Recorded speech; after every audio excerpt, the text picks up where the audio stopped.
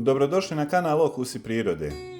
Ljeto sa sobom nosi vrućine koje predstavljaju veliki izazov ne za svaku baštu, nego i za svaku biljku, a posebno za paradajz i paprike koje su osjetljive na velike temperature i sušu.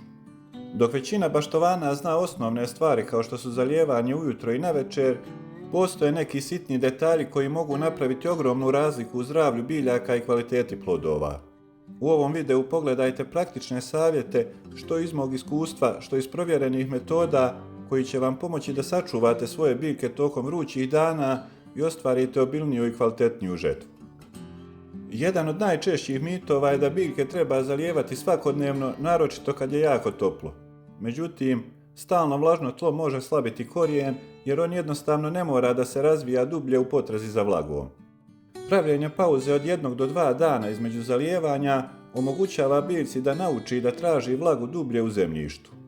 To znači jači i otporniji korijen koji bolje podnosi sušu i vrućinu.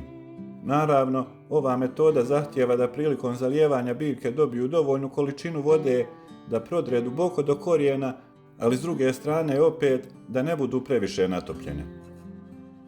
Direktno sunce između 11 i 16 sati može ozbiljno oštetiti osjetljive biljke poput paprike ili paradajza ili one mlade koje su tek posađene.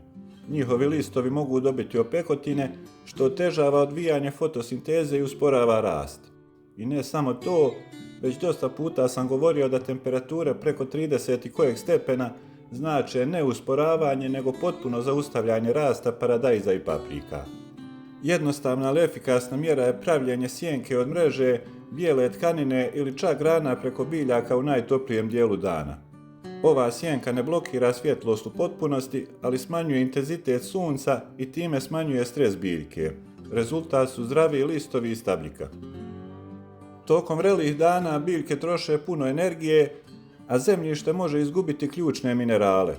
Ovdje bih između onih osnovnih izdvojio kalcij, čiji nedostatak u doba velikih vrućina uzrokuje vršnu trulež plodova. Umjesto hemijskih đubriva, koja mogu dodatno opteretiti biljku i tlo, odličan izbor su prirodni preparati.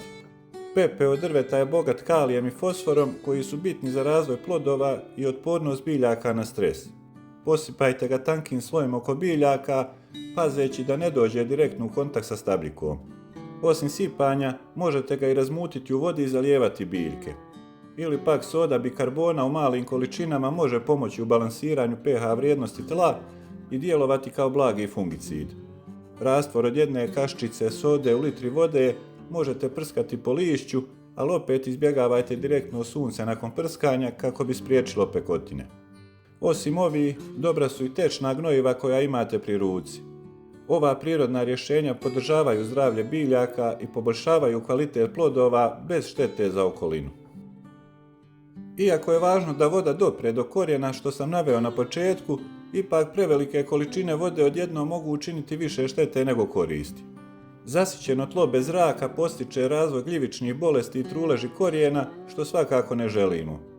Optimalno je zalijevati manjim količinama vode, ali češće kako bi se tlo održavalo vlažnim, a ne blatnjavim. Na primjer, umjesto da jednom sedmično zalijete s 10 litara vode, bolje je svaki drugi dan zalijevati sa po 3-4 litra, naravno u zavisnosti od veličine biljke i tipa tla.